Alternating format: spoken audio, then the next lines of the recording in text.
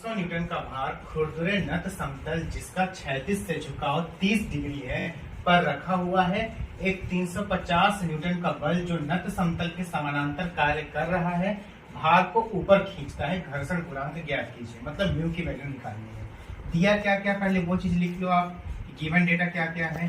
तो दिया है सबसे पहले आपको कि भार W बराबर कितना दिया है 500 न्यूटन। उसके बाद क्या दिया हुआ है कि झुकाव थीटा कितना दिया हुआ है 30 डिग्री। उसके बाद लिखा बल P बराबर कितना दिया है 350 न्यूटन।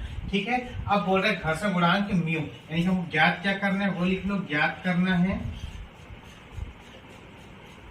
म्यू की वैल्यू। अब इसका हल देखो किस तरीके से इसका सॉल्यूशन होगा।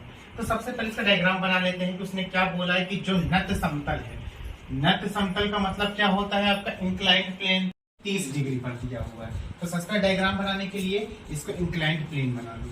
ये 30 डिग्री पर मैंने इसको झुका दिया, ये 30 डिग्री पर हो गया। अब इसके ऊपर क्या बोला है कि आपका 500 न्यूटन का भार का एक कोई भी चीज रखा हुआ है उसके ऊपर। तो मैं इसके ऊपर एक वस्तु रख दिया ये, ठीक है, जिसका भार मुझे कितना बताया गया है 500 न्यूटन। ठीक, बट ग्रेविटी इसको सीधा खींचेगी, ऐसा टेढ़ा तो खींचेगी नहीं। तो यहाँ पर ये क्या होगा, दो घटकों में वियोजित हो जाएगा।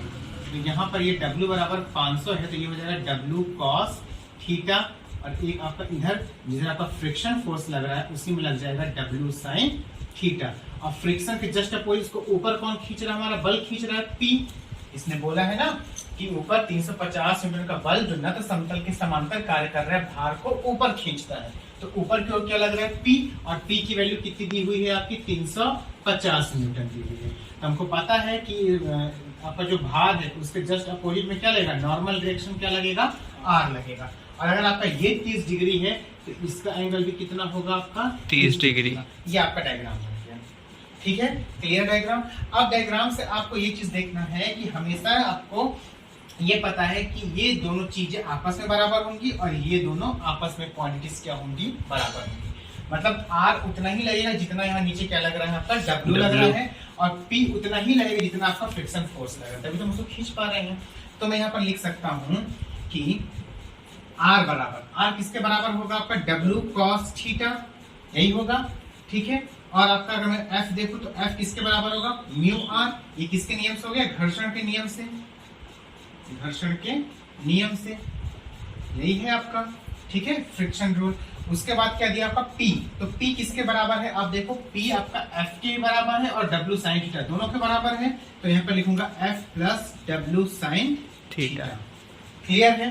अब यहाँ पर देखो F की वैल्यू क्या दी हुई है म्यू R, ठीक है, तो पुट कर दो P बराबर क्या हो जाएगा यहाँ पर mu R plus W sin theta. अब R किसके बराबर है W cos थीटा के, तो मैं यहाँ पर रख दूंगा P बराबर म्यू और R की जगह W cos theta plus W sin theta. यहाँ से आपका आंसर निकलेगा। हमने क्या लिखा, R किसके बराबर है W cos थीटा के, पहले ये लिख दिया हमने।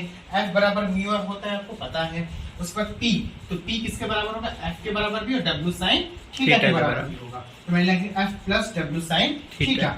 जैसे मैंने इसको लिखा तो P बराबर क्या आ जाएगा, F की वैल्यू देखो, F किसके बराबर है म्यू R। मैंने F की जगह क्या लिख दिया म्यू R लिख दिया, W sin थीटा को एज इट इज लिख दिया। अब यहाँ पर R की वैल्यू क्या है W cos थीटा, तो मैंने म्यू को म्यू लिखा, R की जगह W cos थीटा लिखा और W sin theta as it is आएगा। अब यहाँ पर सारी वैल्यूज को पुट कर दो, आपका आंसर निकल कर आ जाएगा। तो सबसे पहले देखो आप P, तो P बराबर आपको क्या दिया हुआ है, P कितना दिया हुआ 350, तो मैं P की जगह रख रहा हूँ 350। म्यू तो आपको निकालना है, म्यू की वैल्यू प्रोवाइडेड नहीं है, इंटू W कितना दिया 500, cos थीटा कितना दिया 30 degree, plus W 500 and sin theta is equal to कितना 30 डिग्री। आप इसको सॉल्व कर लो, सॉल्व किस तरीके से होगा, ये क्वांटिटी प्लस में इधर आएगी तो क्या हो जाएगा माइनस, यानी 350 minus 500 sin 30 is equal to mu into 500 cos 30 degree, ठीक है। अब ये मल्टीप्लाई इधर आएगा तो आपका डिवाइड में आ जाएगा। जैसे डिवाइड में आएगा तो म्यू बराबर क्या आ जाएगा 350 minus 500 sin 30 degree upon 500 cos 30 degree. आप इसको सॉल्व कर लोगे तो ये आपका आ जाएगा 0.25। कैलसी से आप सॉल्व कर लेना, ये आपकी म्यू की वैल्यू निकल गई। म्यू की कोई यूनिट नहीं होती, यूनिट लेस होता है आपका। क्लियर है? एक बार फिर से देख लो आप कि क्वेश्चन आपको क्या क्या दिया है।